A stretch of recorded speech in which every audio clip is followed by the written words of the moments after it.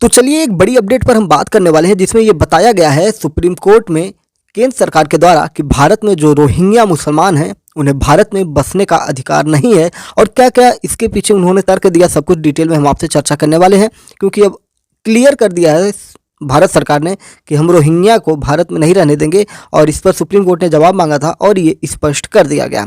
आपको डिटेल से बताएंगे कि रोहिंग्या कौन होते हैं और किस प्रकार से वो भारत पहुंच चुके हैं। और एक तरह से आप जानेंगे कि रोहिंग्या एक ऐसे व्यक्ति हैं, ऐसे लोग हैं जो किसी देश के नागरिक ही नहीं है, क्योंकि इनके पास कोई कागज है ही नहीं। और इसका असर इनको सीएए के बाद जब एनआरसी वगैरह लागू होगी तो उसमें खामियाजा भुगतना पड़ जाएगा।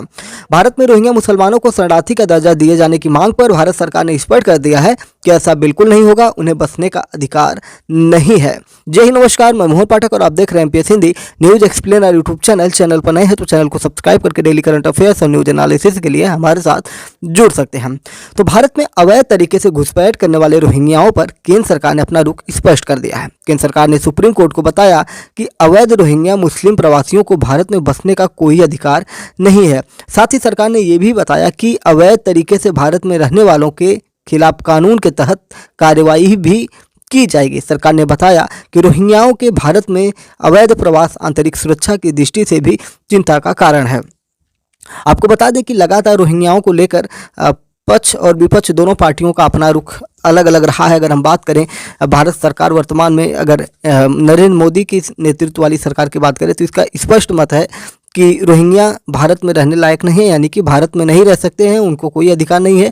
साथ ही साथ विपक्ष ये दावा करता रहता है सीएए को लेकर कि सीएए धार्मिक रूप से जो चीज़ें हैं उसमें धर्म का भेदभाव किया जा रहा है। लेकिन वहीं पर अरविंद केजरीवाल जब कहते हैं कि पाकिस्तान से हिंदू शरणार्थी जो आए हैं, अगर वो आपके घर के अगल बगल बस जाएंगे तो वो चोरी करेंगे, बलात्कार करेंगे, हत्या करेंगे, लेकिन वो ऐसे शब्द रोहिंग्याओं के लिए कभी नहीं बोले कि रोहिंग्या आए हैं वो चोरी करेंगे, लूटपाट करेंगे। जबकि अगर देखा जाए संलिप्तता की तो रोहिंग्या बड़े पैमाने पर देश में बहरूपिया बन के घूमते रहते हैं। और आपने देखा होगा हरिद्वार में लगातार पकड़े गए, जहाँ पर वो साधु का भेष बनाकर वहाँ पर कुछ गलत कार्य करते रहते हैं, जैसे कि ज्योतिष का कार्य करते रहते हैं या भीख मांगते रहते हैं और फिर वही शाम को जाकर मांस और मदिरा का सेवन करते रहते हैं। तो इस प्रकार से मामले बहुत सारे सामने आए और जिनमें पक्ष और विपक्ष दोनों में कहीं ना कहीं टकरार देखने को मिलती है। और अब पक्ष यानी कि सरकार द्वारा भारत सरकार सीधे सीधे कह रही भैया रोहिंग्या किसी भी तरह से भारत में रहेंगे नहीं, जब भी ज़रूरत पड़ेगी हम उनको निकाल देंगे। टाइम्स ऑफ इंडिया की रिपोर्ट के अनुसार सरकार ने सुप्रीम कोर्ट में स्पष्ट कर दिया है कि न्यायपालिका अवैध रूप से भारत में प्रवेश करने वालों को शरणार्थी का दर्जा दिलाने के लिए संसद और कार्यपालिका के विधायी और नीतिगत डोमेन में नहीं जा सकती है। यानी कि सुप्रीम कोर्ट को ये अधिकार नहीं है कि वो जो अगर कोई आया है शरणार्थी हो या किसी प्रकार से अवैध तरीके से भारत में घुस गया हो तो उसको एक तरह से नागरिकता देने या किसी भी प्रकार की दर्जा दिलाने के लिए सुप्रीम कोर्ट जो है वो उसका अधिकार क्षेत्र नहीं है। ये संसद और कार्यपालिका का एक तरह से क्षेत्र माना जाता है। संसद इस पर काम करेगी, ये सुप्रीम कोर्ट यानी कि न्यायपालिका से इससे कोई मतलब नहीं है, ये कार्यपालिका का मतलब है। इस संबंध में केंद्र सरकार की ओर से दाखिल जो हलफनामा किया गया है सुप्रीम कोर्ट में, उसमें कई फैसलों का जिक्र है। इसमें सरकार ने कहा है कि अनुच्छेद 21 के तहत, अनुच्छेद 21 क्या होता है, इसमें जीवन जीने की स्वतंत्रता जैसी चीज़ें दी जाती हैं। तो इसी को बताया गया है, सुप्रीम कोर्ट में जिक्र किया गया है केंद्र सरकार के द्वारा कि अनुच्छेद 21 के तहत विदेशी नागरिक भारत में घूम जरूर सकते हैं लेकिन उन्हें भारत में बसने का अधिकार नहीं है। ठीक है, आए हो भारत, घूमो, यहाँ पर प्रकृति का आनंद उठाओ और फिर अपने घर वापस चले जाओ, लेकिन अगर सोचो कि यहीं पर रह जाएं तो ये संवैधानिक रूप से संभव नहीं है।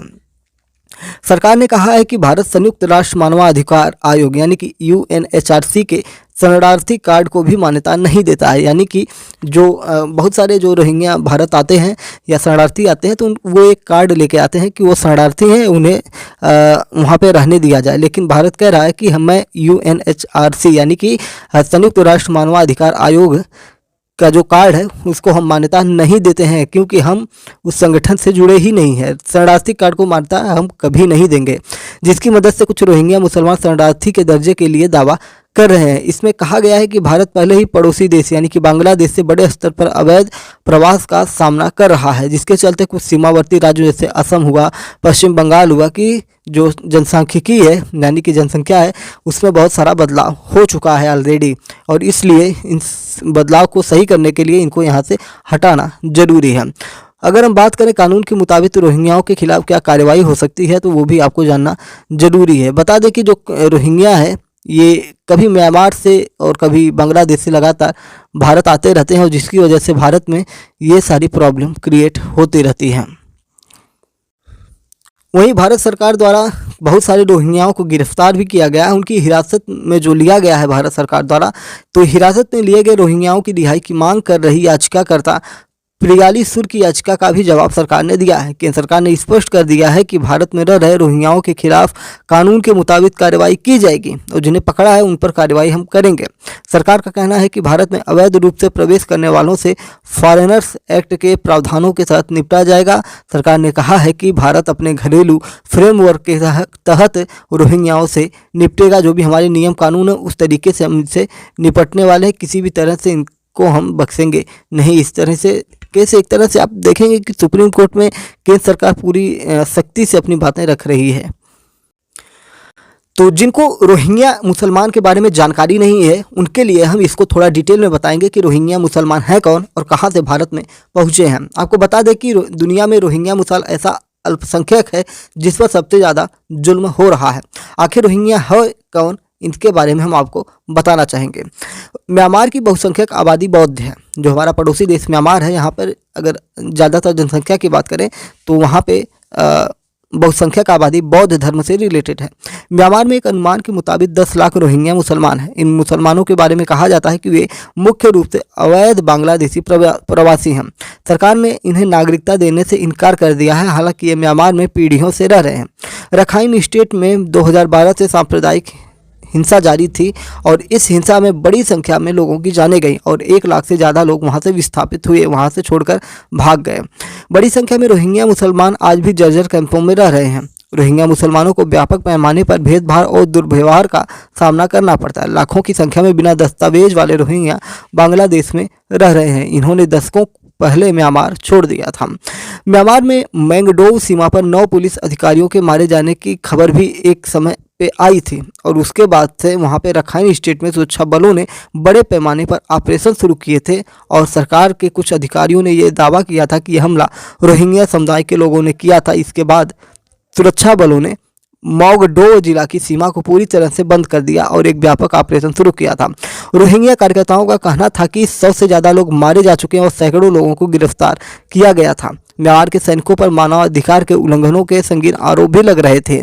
सैनिकों पर प्रताड़ना, बलात्कार और हत्या के आरोप लगाए गए थे। हालांकि सरकार ने इसे उस समय सिरे से खारिज कर दिया था और कहा जा रहा था कि सैनिक रोहिंग्या मुसलमानों पर हमले में हेलीकॉप्टर का भी इस्तेमाल कर रहे हैं, यानी कि बड़े स्तर पर यह काम हो रहा था।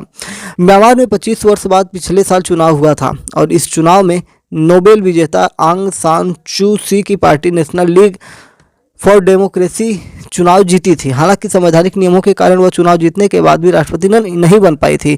सूची स्टेट काउंसलर की भूमिका में है। हालांकि कहा जाता है कि वास्तविक कमान सूची के हाथों में ही है। अंतर्राष्ट्रीय स्तर पर सूची निशाने पर है। आरोप है कि मानवाधिकारों की वजह से वो खामोश है। सरकार से सवाल पूछा जा रहा है कि आखिर रखाइन में पत्रकारों को क्यों नहीं जाने दिया जा रहा है। राष्ट्रपति के प्रवक्ता जाव हती ने बताया था कि अंतर्राष्ट्रीय स्तर पर इसकी गलत रिपोर्टिंग हो रही है। तो म्यांमार में 2017 में जब आंग सान सू जीती थी तो उसी के बाद से बहुत सारा और भी कंट्रोवर्सी क्रिएट हुआ था रोहिंग्याओं को लेकर। आपको बता दें कि मुख्य रूप से रोहिंग्या जो है यहाँ से है, आपके बांग्लादेश से हैं और बांग्लादेश से विस्थापित होकर म्यांमार पहुँचे, भारत पहुँचे। और आपने हाल ही में देखा होगा कि कुछ रोहिंग्या जहाज़ से इंडोनेशिया की तरफ जा रहे थे और कई देशों में जा रहे थे और उनकी जहाज़ पलट जाती है, जिसकी वजह से कई सारे रोहिंग्या मारे भी जाते हैं। ऐसी बहुत सारी छोटी बड़ी खबरें आती रहती हैं, कुछ सच होती हैं, कुछ झूठ होती हैं, लेकिन सब मिला जुला कर रोहिंग्याओं कि अगर हम दशा की बात करें तो बहुत ही ज़्यादा दयनीय दशा है। और इनके ऊपर हमेशा आरोप लगते रहते हैं कि जहाँ पर भी ये रहते हैं वहाँ पर अशांति फैलाए रहते हैं और इसलिए इनको कोई देश अपने पास रखना नहीं चाहता है और ये इसी के लिए इधर उधर भटकते रखते हैं। और यहाँ पर सीधा सीधा स्पष्ट रूप से भारत सरकार ने कह दिया है कि रोहिंग्या भारत के अंदर नहीं रह सकते हैं। अब देखने वाली बात होगी कि इनके लिए क्या नियम कानून भविष्य में बनाए जा सकते हैं। कोर्ट में जब सुप्रीम कोर्ट के अंदर इन्होंने कह दिया है भारत सरकार ने, तो कम ही चांस है कि ये इनको यहाँ पे रहने दे। खैर आगे की जो भी चीज़ें होंगी उसकी भी डिस्कशन आपके साथ करेंगे। चैनल पर नए तो चैनल को सब्सक्राइब जरूर करिएगा डेली करंट अफेयर्स और न्यूज एनालिसिस के लिए। जय हिंद, नमस्कार, भारत माता की जय।